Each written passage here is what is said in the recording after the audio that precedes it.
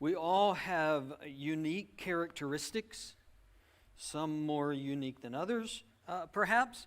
But it's those characteristics that make us identifiable. It's how people know you're you. It's how they describe you. It's how they think of you.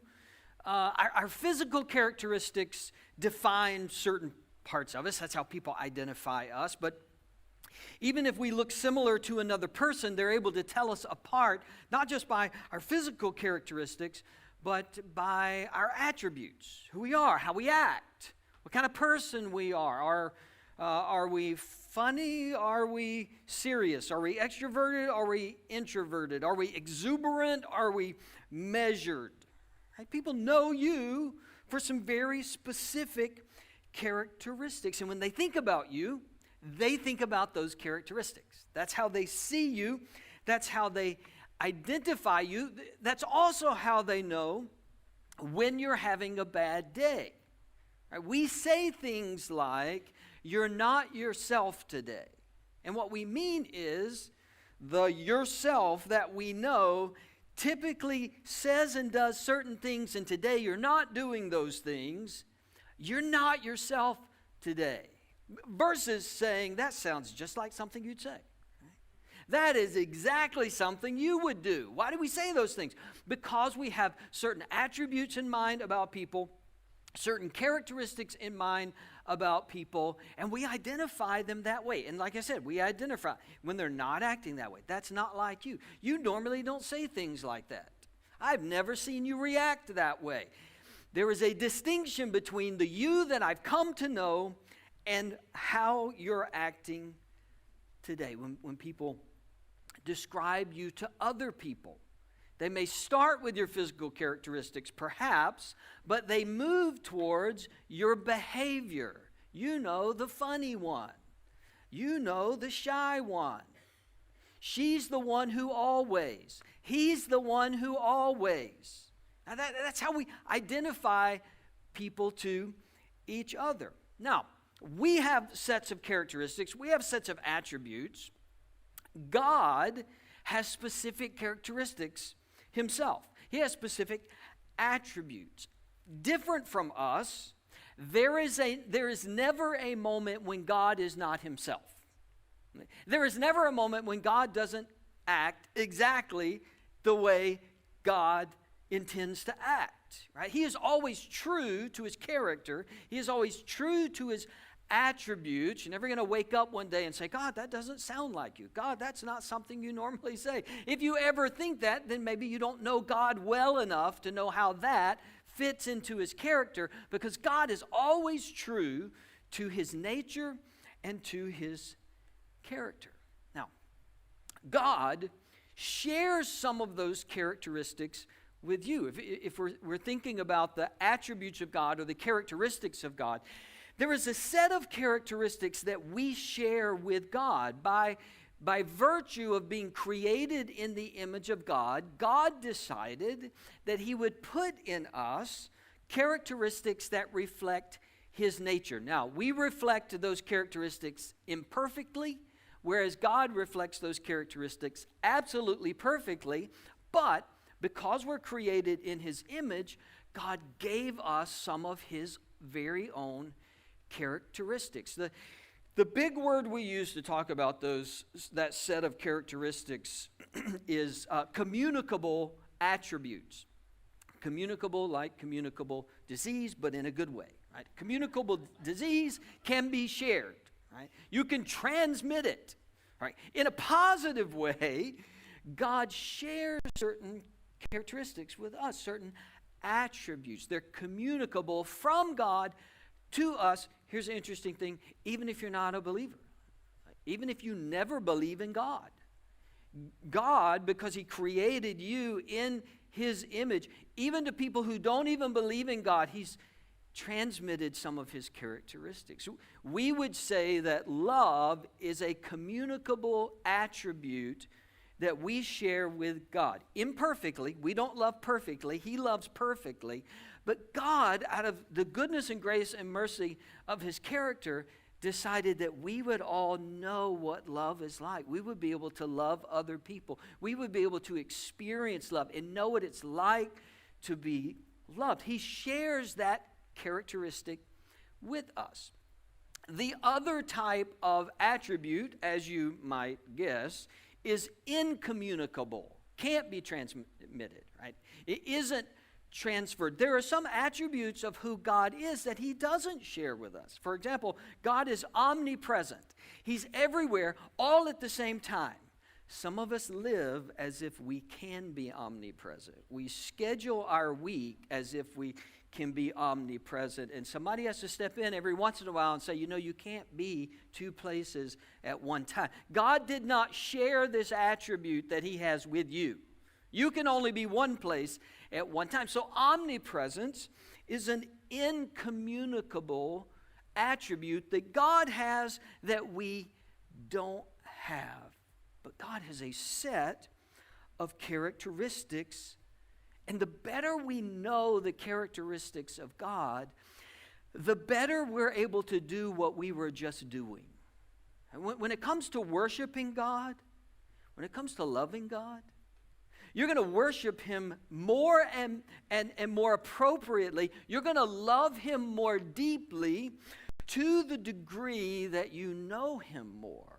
Hopefully in your marriage, the longer you're together, the more you learn to love each other in new and different and deeper ways, more complex, more sustainable sorts of ways. The same thing with God. Our affections, our love for God grows to the degree that we really understand God. I loved Julie when I met her in 1990. I was attracted to her the very first time I saw her. I think I've told you that story.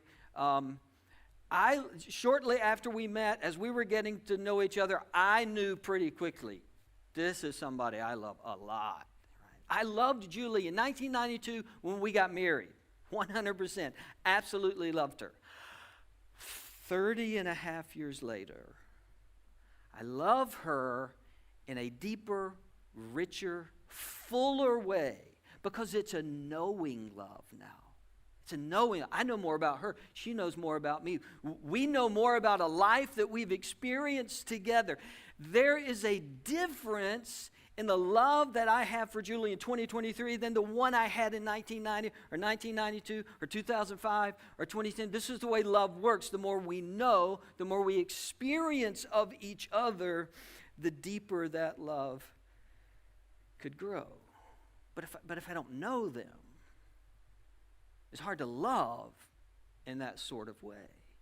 If I don't understand who you are, I can like you, I can appreciate you, I can love you at a certain surface level, but until I really know about you, that shapes my ability to truly love you. The same is true with God.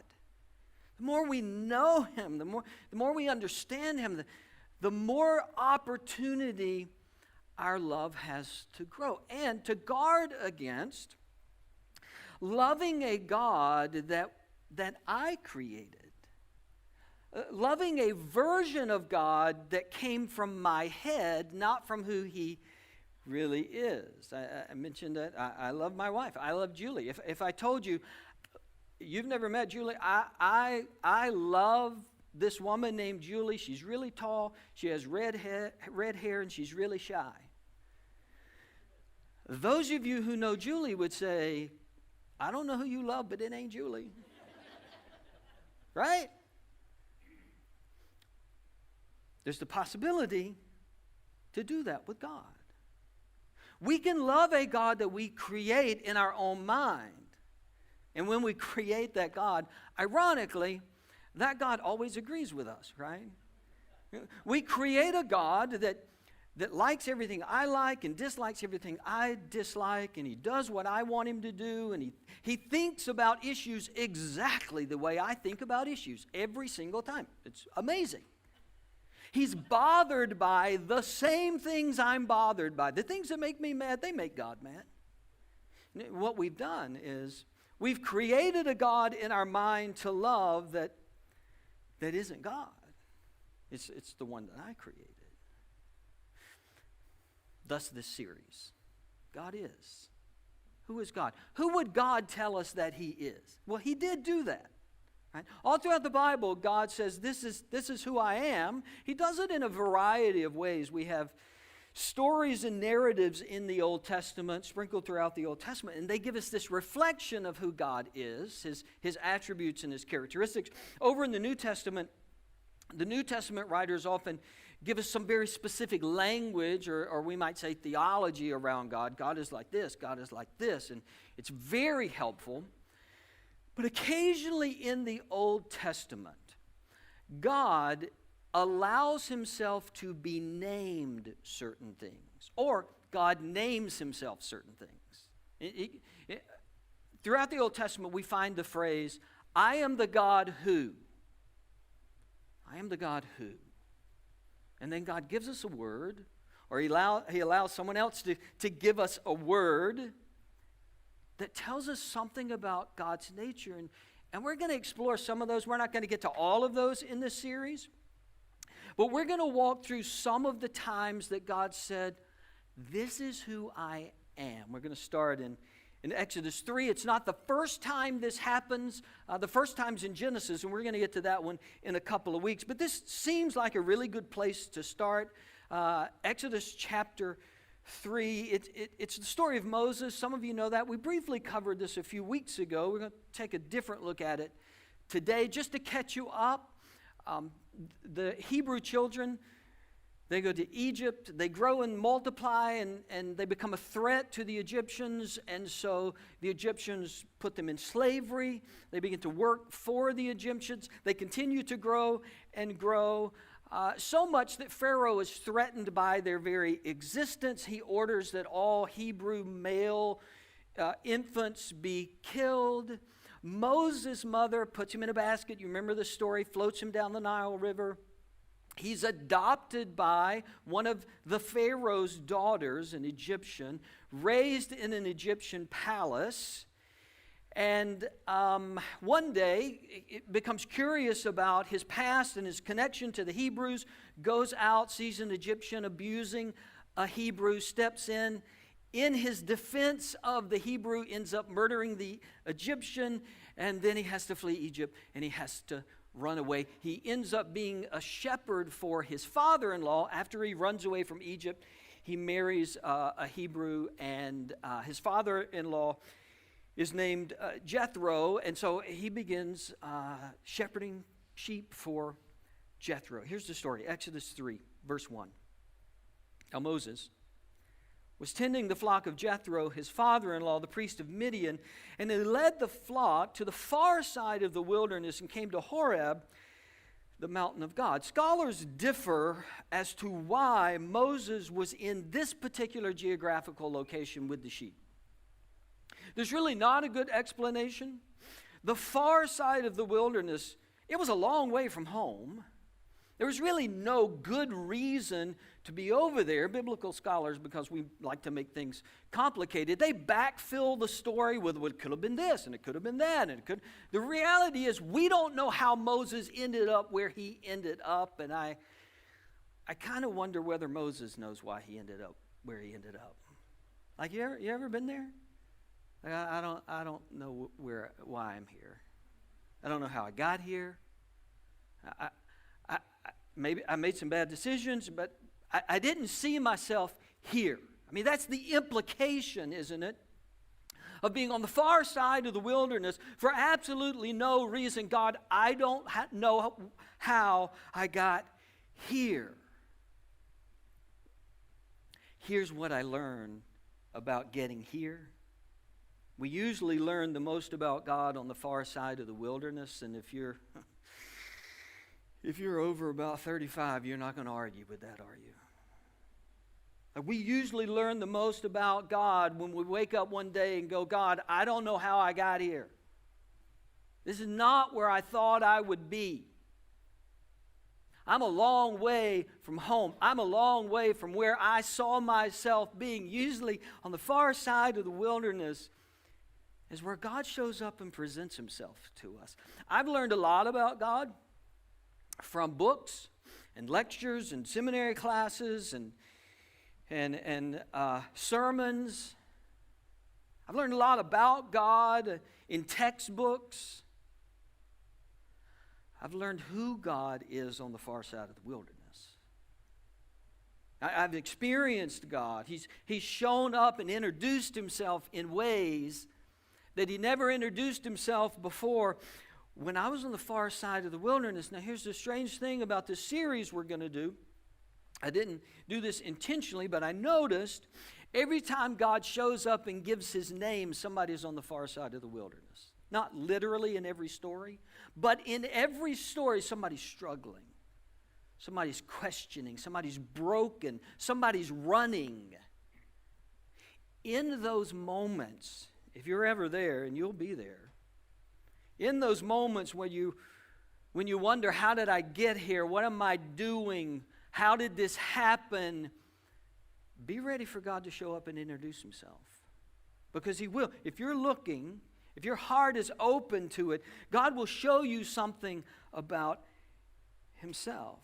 Most of us know how the story goes. He's tending sheep. He sees a bush that's burning. It's not being consumed. He comes toward the bush. The voice tells him to take his shoes off, and then God gives him these instructions. So now, go.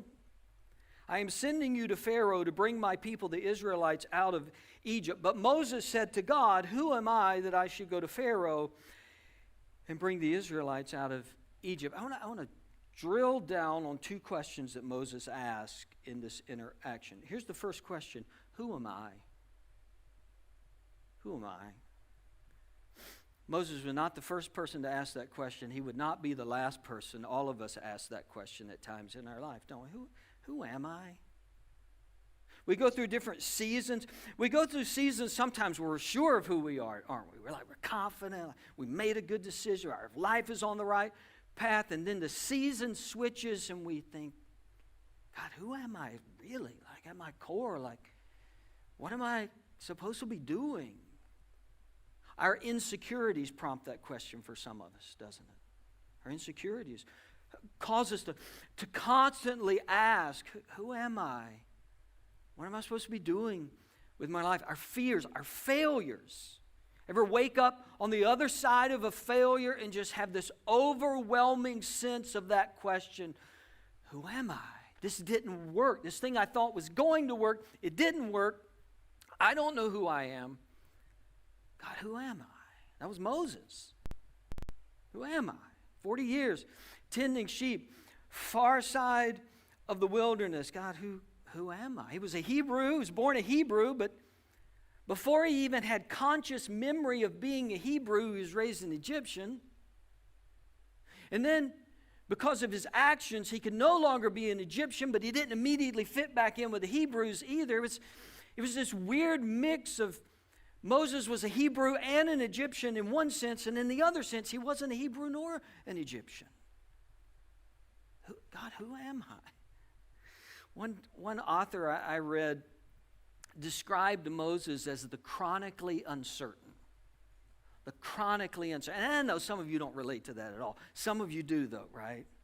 Some of you like me. Like you get it. The chronically uncertain. The chronically asking who and why and how. And I don't understand. Who am I? God. That's the first question. Who am I? We'll get to the answer in just a minute. Let's get to the second question. Second question comes in verse 13. Moses said to God, suppose I go to the Israelites and say to them, the God of your fathers has sent me to you, and they ask me, what is his name? Then what shall I tell them? First question is, who am I? Second question, who are you? Whether you know it or not, those are the two biggest questions of all of life. Who am I? Who's God? Who am I? God, who are you? Who am I? God, who are you? And we go through seasons where those questions are at the forefront of our mind, and then they recede into the background, but then they come right back, don't they? God, who are you? God, what are you up to? What are you doing? Why are you not doing anything? God, who are you? I don't understand. God, who are you? This is not where I thought I would be. This is not what I thought your plan was for me. This is not where I thought I would end up. Who am I anymore? And God, who are you in this situation that I am in? God gives interesting answers to both questions. Let's start with the second question. Verse 14, God said to Moses, I am who I am. This is what you are to say to the Israelites, I am has sent you. So to be honest, I think God missed a golden opportunity right here. I'll tell him about it when I get to heaven. I think he missed a golden opportunity to set all preachers up for all of their life, right? Like right here was, you could just made an outline, God. Some bullet points, made everything start with the same first letter. And preachers, we would know this is what we're supposed to preach. Who is God? Well, right here. Here's the 5 things. He didn't do that. He didn't do that. Who are you, God? I am. I just am. Always have been, always will be. In the convulsions and confusions of your current situation, Moses, I am. I'm steady. I'm the same. I haven't changed. I am. Thousands of years later, in the convulsions and the conflicts and the confusions of our situations, God says, I am. I'm still here. I'm the same. I'm steady. I've always been. Eternity past, eternity future. Nothing has changed me. Nothing will change me. I'm not learning. I'm not figuring something out. This isn't new to me. You're not an experiment. I am. I'm here. Verse 15. He adds to that, God also said to Moses, say to the Israelites, the Lord, the God of your fathers, the God of Abraham, the God of Isaac, the God of Jacob, has sent me to you. This is my name forever, the name you shall call me from generation to generation. As if God is saying to Moses, look, Mo, you just showed up here. Now, you just showed up here. Brother, I've been here. Abraham, Isaac, Jacob. Been here. Long after you're gone, gonna be here. I'm here. I am. I always have been. I am not dependent on anything. It's the beauty of the symbol of the burning bush, right? In order for fire to burn, it has to consume the energy of something else. It needs something in order to continue to burn. It has to consume a bush, and then it's got to look for something else to draw energy from to consume. God is speaking out of a fire that isn't consuming, doesn't need the bush, doesn't need anything. It just is. God said, that's me. I am. Don't need you. Love you. Don't need you. Not using you. Not trying to consume you. I am. I'm here. I'm consistent. I'm dependable. I'm sufficient. I'm eternal. And this doesn't explain a lot, maybe. But there's no need ticking off attributes of God until we are settled in this fact. God is. He just is. He's above all, over all, bigger than all, sees all, mindful of all, sovereign in every way. He is, and nothing's ever going to change that. God, who are you? I am. Doesn't really answer the question, does it? I mean, it does and it doesn't. You and I have to walk sometimes in the reality that God is, apart from me, my life, He's invested in, gave His Son for me. He loves me, but God's dependable and I can count on Him.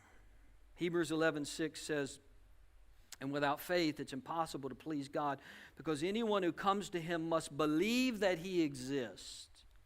That's starting from ground zero, right? Believe that he exists, and that he rewards those who earnestly seek him. When the writer of Hebrews was talking about faith, he started where God started. Look, you just got to believe he is. You got to get settled in this reality that he is, because one of the truths that emerges out of him being I am is that if God is I am, then we're not. He is distinct from us, separate from us. He alone bears this title, not me. He alone rules and reigns. He makes the rules. He gets to make the decisions. You see, if there is a God, and there is, then I don't get to be God. And you don't get to be God. Some people address these two questions by combining them, right? Who am I and who is God? I'm God. They fix the whole thing just by combining the two questions. Well, I'm God. I make the decisions. I decide what's right for my life. I decide the moral boundaries of my life. Who am I? Well, I'm God. God said, no. No, I am, not you. God is God. You and I are not. If this I am is real, and he is, there are list of implications for that. Implications like he gets to rule my life. I worship him. I obey him. But wonderful implications also, like if there is an I am, then I didn't come from nothing. I'm not a random cosmic accident. I came from the one who says he's I am. I didn't come from nothing. I'm going to end up in nothing. There is an I am who is directing all things. What about the other question? The who am I question. Verse 11. But Moses said to God, who am I that I should go to Pharaoh and bring the Israelites out of Egypt? And God said, I will be with you, which doesn't answer the question either, does it? Like, God's not always good at answering our questions. Have you noticed that? Or maybe he's really good at it. I've found that God doesn't always ask the question I ask. He doesn't always answer the question I ask. He answers the question I needed to ask. Who am I? Who am I, God? Look, I'm going to be with you. I'm going to be with you. That's what you need to know. I'm going to be with you. In all of our wrestling and our uncertainty and our chronic uncertainty and our confusion and our failures and our struggles, I can't promise you that you're always going to be able to figure out who you are. I can't always figure out who I am. I can't promise you that there's going to be a really good answer to that question all the time. But I can promise you that God is going to be with you. Who am I is not a bad question, by the way. It's not a wrong question. It's not a sinful question. There are biblical answers to the who am I question. It's just that sometimes God knows we don't need to know who we are until we're confident that God's with us. Moses' story, it's a wonderfully realistic story for us because he has this encounter with God, burning bush, not being consumed, voice comes out, God speaks, I'm with you, and then Moses goes and does what God tells him to do, and it's a disaster. I mean, if you know how the story goes, Pharaoh gets ticked off, makes things harder. It's worse. The Hebrews are mad at Moses, the Egyptians are mad at Moses, everybody's mad at Moses. The whole thing gets worse. Chapter 6, Moses comes back to God and says, hey, buddy, what's going on? Verse 2, chapter 6, God also said to Moses, I'm the Lord. I appeared to Abraham, to Isaac, and to Jacob as God Almighty. Still here, man. Still here. I am with you. I am the same. I am still here. Story's not over. Moses keeps saying, who am I? Who am I? God keeps saying, I'm right here. I'm right here. I'm right here.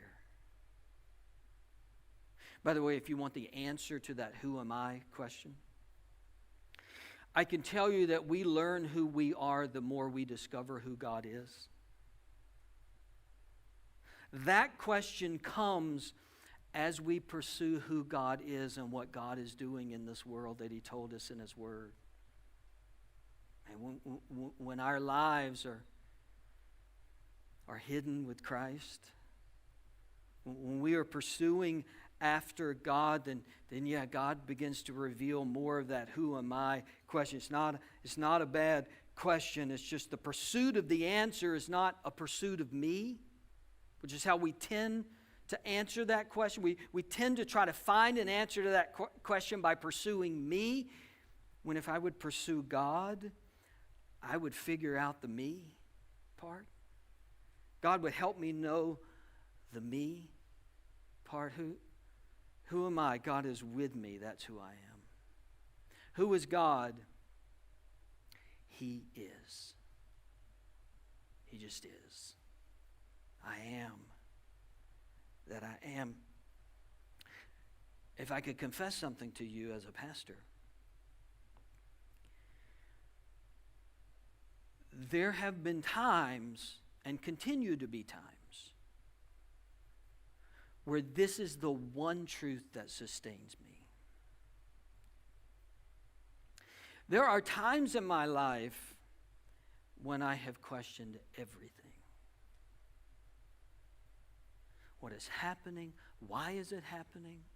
What did I do? How come God didn't do anything?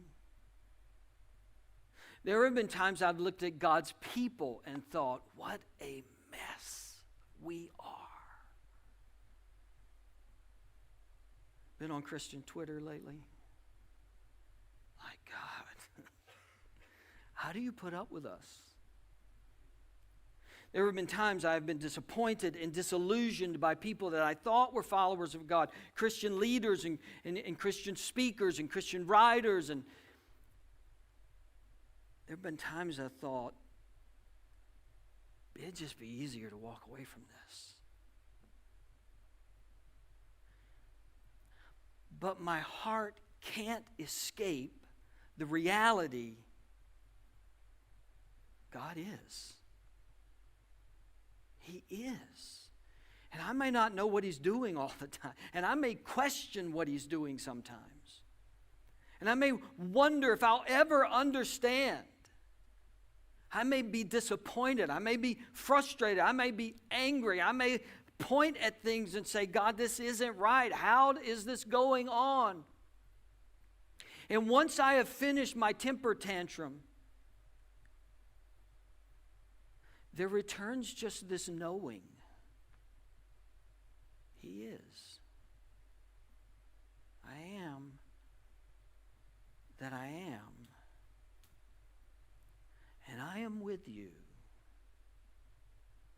You do not understand, and you may not ever understand. I am, and I'm with you.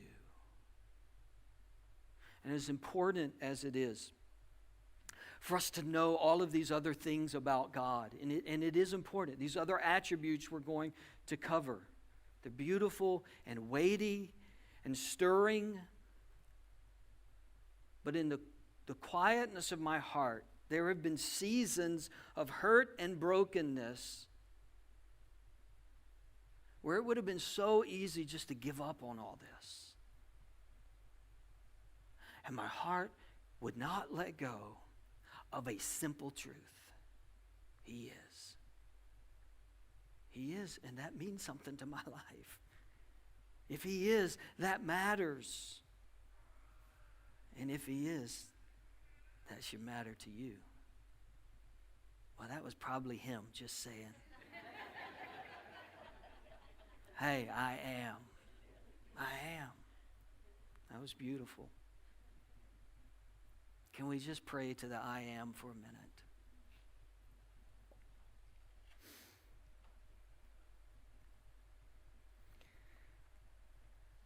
God, I don't know why you don't answer all of our questions with specifics,